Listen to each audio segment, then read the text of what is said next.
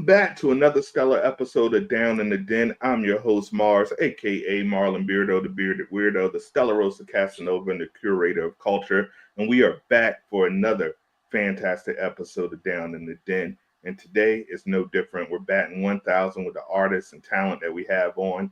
And today I am proud to introduce a super dope MC, talented artist, the one, the only Lasko Bills, aka Skolib. How you doing today, brother?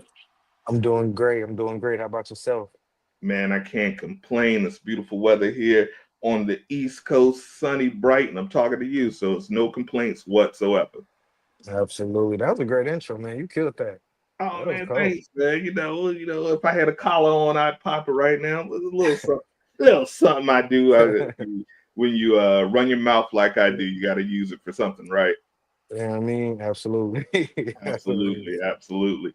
So we begin every episode the same. I grew up loving comic books, and one thing that I noticed, everybody Mm, had an origin story. Everybody had something that transformed them or turned them into who they are. So my opening question: what's your origin story? What attracted you mm. to the life of an artist? Because it's a tough life.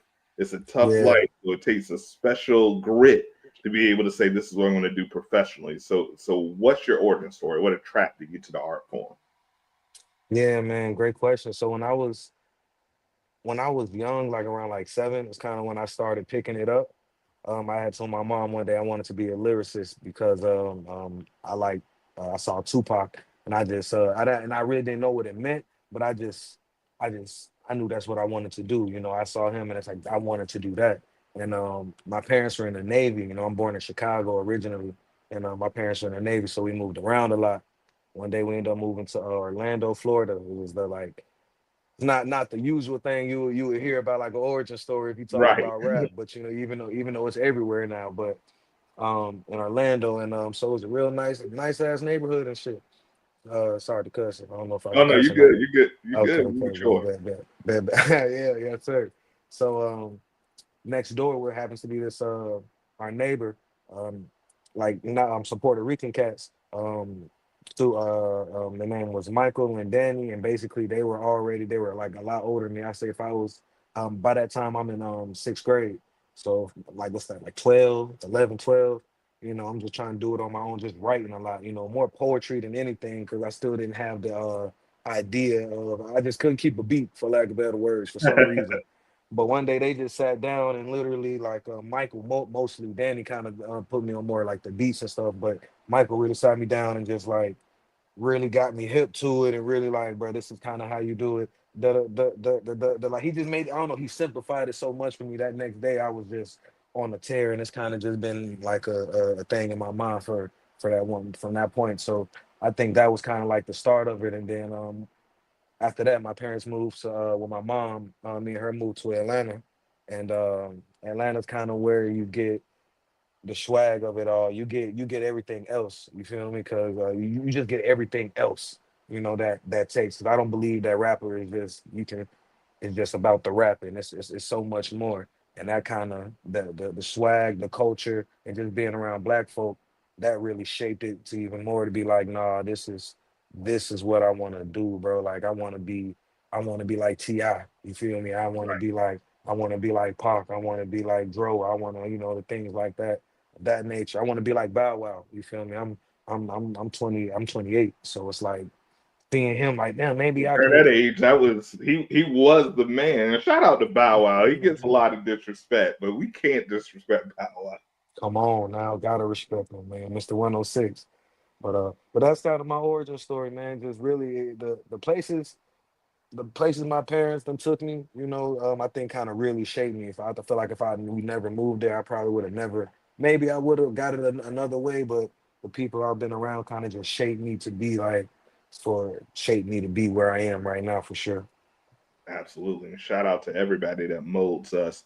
Now you your journey is interesting because obviously Chicago, there's certain cities that I would say are hip hop hubs. You have all of New York, you have LA, you have Oakland, you have Cleveland, you have Atlanta, Houston, all with unique sounds.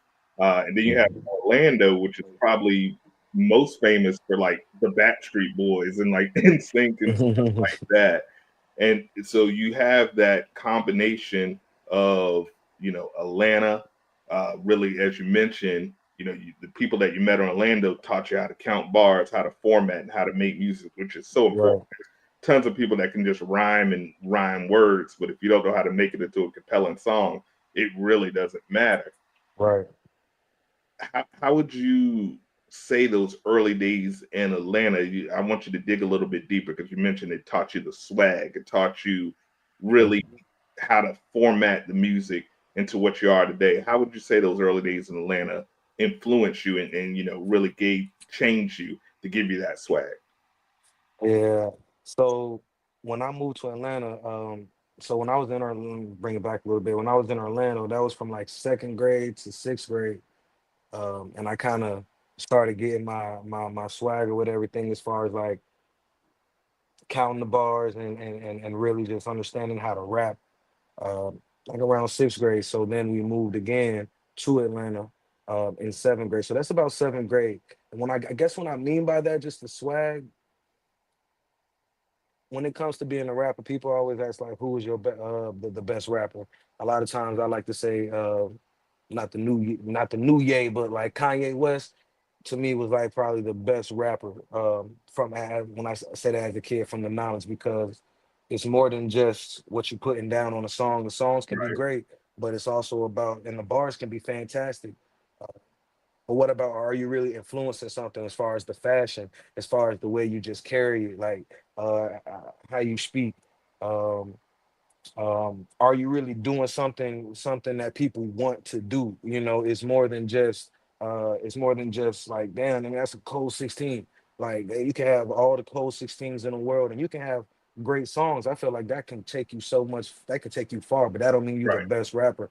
A lot of times when people say Jay-Z was the best rapper, it was a lot of things. It's a lot. It wasn't just that he could rap better than everybody. That is necessary. That is so necessary. But it's also that like where you wanted to do what Jay-Z was doing, like as far as the way the look was, it was up there. Um, and with all that being said, I feel like Atlanta is one of the best hubs for that. And I think that's what it taught me, especially that time. I don't know if you know who this group is. They call Rich Kids. Uh, I'm that familiar. was yeah, they Atlanta based group, and that was the time I was in. Like I went to middle school with one of the members, and it's like just to see somebody walk in and everybody like it kind of messes you up because you don't see that before. Like you seen like a damn near a real celebrity. Like in Atlanta, it was a minute before I even decided to listen to other music outside of Atlanta that I didn't already know of because it was so many people like Rich Kids, Travis Porter, Trouble, Young LA. It was so many people we had there that made fantastic music. I didn't even have to go out, and That's who I wanted to emulate. That's who I wanted to pattern my shit after.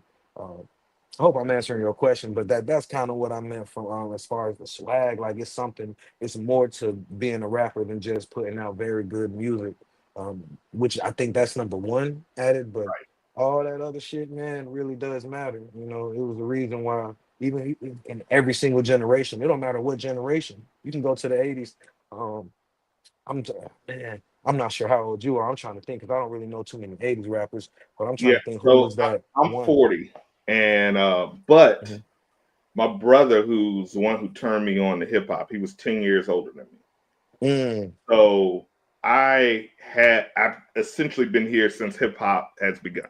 exactly. So I can go back to Sugar Hill Gang, Curtis Blow, LL Mhm. Cool J, Rakim, uh, Polo.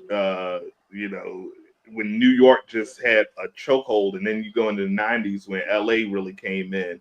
So Mhm. I'm really about that hip hop of life. My brother did not let me listen to Wheels on the Bus. He was like, "Listen to Too Short, listen to NWA." Listen, so I'm like, I don't think I should be listening to this. I'm only 5, but That's all though. it really cultured me, and I love that answer because you're absolutely right. You can have all the bars you want. There's some artists uh, that when I come to mind, that I just say bars that never reached that level that they should have. For example, Jadakiss, Mm, pound yeah. for pound, lyrically. It's not too many people that's lived, alive, or dead that could mess with him or will want to mess with him. But you have beat selection, you have image, you have certain things that go into it, and label politics that really can impact. And that's why I say it's one of the most Right. treacherous industries. You really have to have a calling for it Hmm. to deal with everything. Now, some of your latest tracks, I want to talk about your current music. I always like to listen to the artists and do my homework before we invite them to the den, man. And I love your music. To me, some of your latest tracks, highly medicated, dope. Uh, Fables, dope. And they deal with introspection and healing, which I think those are things that are greatly needed in hip hop because we can be more than just shoot 'em up, bang bang, disrespect. Hip hop can encompass everything, every emotion, everything. What things are you exploring currently with the music that you're producing? What is a thing that you really want to nail in on? Oh, great question. Right now, currently, I'm kind of all over the place with it right now. I'm not the kind of artist that like I don't write every single day. I don't. It kind of just has to hit me. For example, like even with my most recent projects rather, the most recent one is called Player Fables. Uh, the one before that is called Sorry to Bother You, Cannot Vent. And like I said, it's kind of that one was more like where I was at that time. I really had something to say as far as like uh, being in a place where it feels like it's so much on you.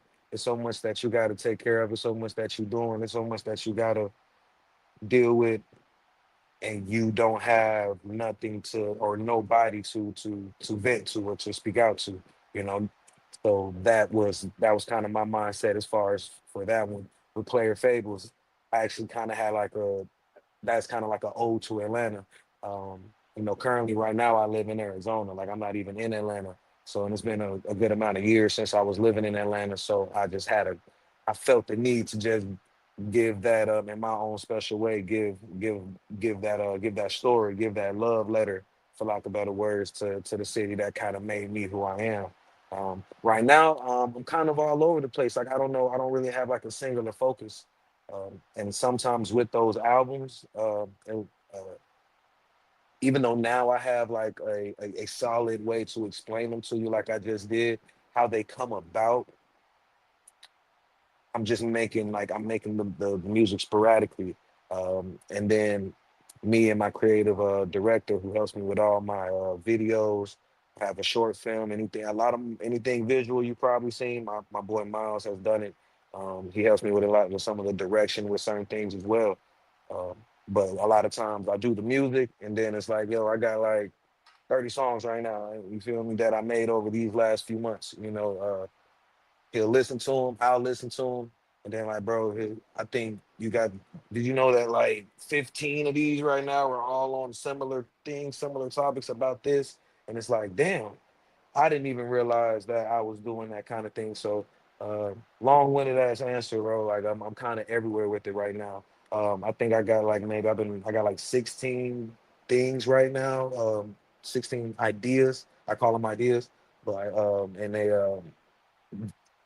I don't know what we should do right now, but I think there is a direction, but I don't know yet. I don't know yet, to be honest with you. I love it though. You need that variety. It's the spice. It allows you to really pick out and focus. Now, my final question, because we want to know what you have in the future. What do you have? You mentioned that you have about 16 tracks in the can, with all different styles and variety. What can people look forward to? All right, so Hold on, this is hold on one moment. Let me pause. And we're back from that commercial break. When we left off, we were talking about the future. What is lined up for Lasko Bills, and what can the people look forward to? yeah, absolutely. So basically, kind of like I said, not I am working on to the next project. One thing I like to do with all my projects, um, I like to have a body of I'm sorry, like a visual after everything with my first one called For Life. It's my, I guess you could say my debut album. Um, that one I had like a documentary. It's for everybody that was born in or raised in Zone 4. That's a certain part of Atlanta. And it kind of like a documentary, just everybody talking about their experience, why it's such a beautiful place. For Sorry to Bother You, Can I Vent? I did a short film, short noir film. That's out on YouTube. You can check it out. Cold. I'm telling y'all, you feel me? Miss Denzel would definitely take me under his wing. That's all I'm saying. And then this third one here, we're working on kind of like a comic strip idea where it's going to be more animation. So that one's coming soon for Player Fables. And then as far as the music, I will say I'll drop this. I ain't gonna drop both other features, but I will give you an exclusive. I don't know if you heard of Deontay Hitchcock, but I Yeah. do have a feature with him and another artist that's on the rise as well. Pretty big. I don't know, like underground he basically in the industry now. He booming, but he uh he he cold, man. I'm really proud of this one. So I got a track with them. So it's that's another thing. It's all about planning and plotting around how I want to do that. You know, again, I'm more of an artist, but it's a business as well. So I'm kind of working on that. So you guys can expect some cool, some big things, some really cool things, bro. So there's some things that you would like to see and really enjoy. That's the main thing of it all. So uh, some cool things on the way, man. Well, the den mates are looking forward to it. I'm loving the evolution. I'm loving the growth. I'm loving the music. I'm loving everything you're doing. So, man, we appreciate you coming in, sharing some gems, dropping some gems with us, telling us your story. Please let the friends of the den know where they can find you on social media and where they can find your art. Absolutely, absolutely. So on social media, on Instagram, I know you said Skolib, but it's Scully B. So it's SKO. I should have put the dash. I should have went Jay Z with it, put the dash or anything or the underscore or something. But SKOLIB on Instagram. Uh, and then there's also on Twitter. That's really I be on Twitter a lot just because it just or X. My bad. X. You know, it's just His mama it's named it fun. Twitter. I'm gonna call it Twitter. So That what I'm talking. Oh, okay. I ain't never heard nobody say it like that. If your mama name Twitter, I'm gonna call you I'm gonna call Twitter. it Twitter. You ain't changing on me. Absolutely, but that's Lasko underscore Bills for that one. And on all platforms, man, anything Lasko Bills, you can find it. I definitely implore everybody to check out the short film for sure.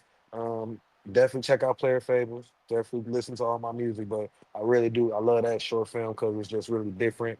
Again, it's like a detective noir, and again, showing my little acting chops. You know what I'm saying? And again, that's filmed by my boy Sean Miles. Y'all check him out as well. He a visual genius, you know. But I think that's about everything. Yep. Yes, sir. I love it. Killing the music game, killing the acting game.